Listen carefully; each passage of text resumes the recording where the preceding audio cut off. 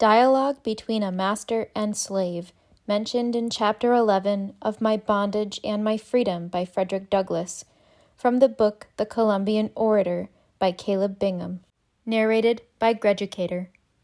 Master: Now, villain, what have you to say for this second attempt to run away? Is there any punishment that you do not deserve? Slave: I well know that nothing I can say will avail. I submit to my fate. Master: But are you not a base fellow, a hardened and ungrateful rascal? Slave: I am a slave. That is answer enough. Master: I am not content with that answer. I thought I discerned in you some tokens of a mind superior to your condition.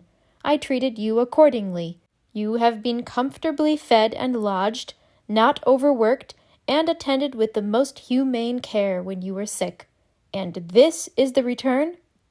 Slave: Since you condescend to talk with me as man to man, I will reply.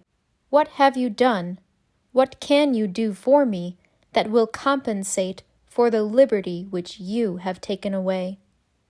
Master: I did not take it away. You were a slave when I fairly purchased you. Slave: Did I give my consent to the purchase? Master: You had no consent to give.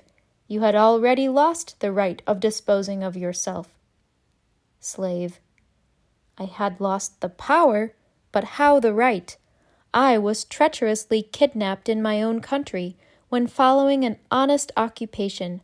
I was put in chains, sold to one of your countrymen, carried by force on board his ship, brought hither, and exposed to sale like a beast in the market, where you bought me.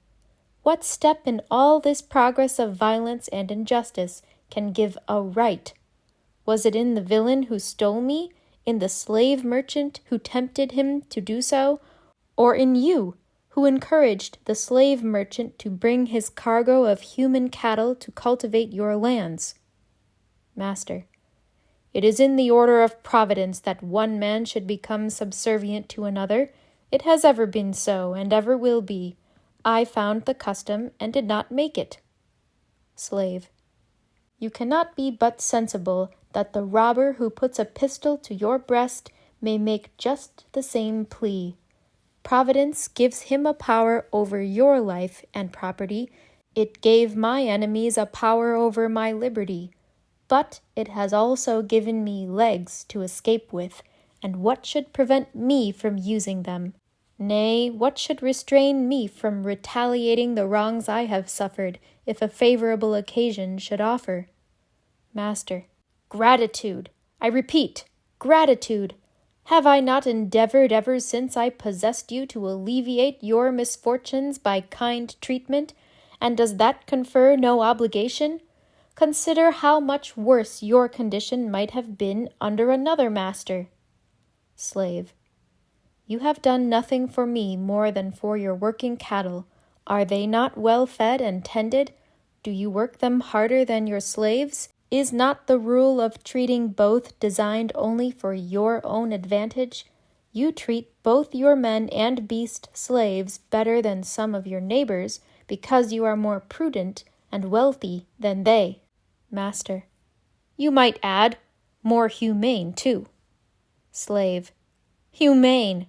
Does it deserve that appellation to keep your fellow men in forced subjection, deprived of all exercise of their free will, liable to all the injuries that your own caprice or the brutality of your overseers may heap on them, and devoted, soul and body, only to your pleasure and emolument? Can gratitude take place between creatures in such a state, and the tyrant who holds them in it? Look at these limbs. Are they not those of a man? Think that I have the spirit of a man too. Master: But it was my intention not only to make your life tolerably comfortable at present, but to provide for you in your old age.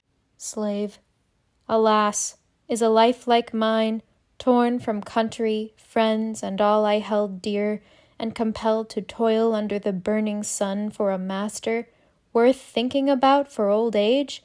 No, the sooner it ends, the sooner I shall obtain that relief for which my soul pants.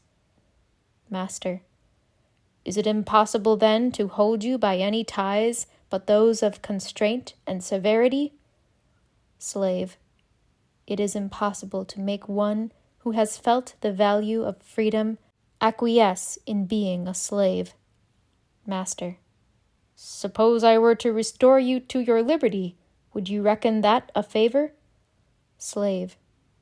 The greatest, for although it would only be undoing a wrong, I know too well how few among mankind are capable of sacrificing interest to justice, not to prize the exertion when it is made. Master. I do it then. Be free. Slave. Now I am indeed your servant, though not your slave, and as the first return I can make for your kindness, I will tell you freely the condition in which you live. You are surrounded with implacable foes, who long for a safe opportunity to revenge upon you and the other planters all the miseries they have endured. The more generous their natures, the more indignant they feel against that cruel injustice which has dragged them hither and doomed them to perpetual servitude.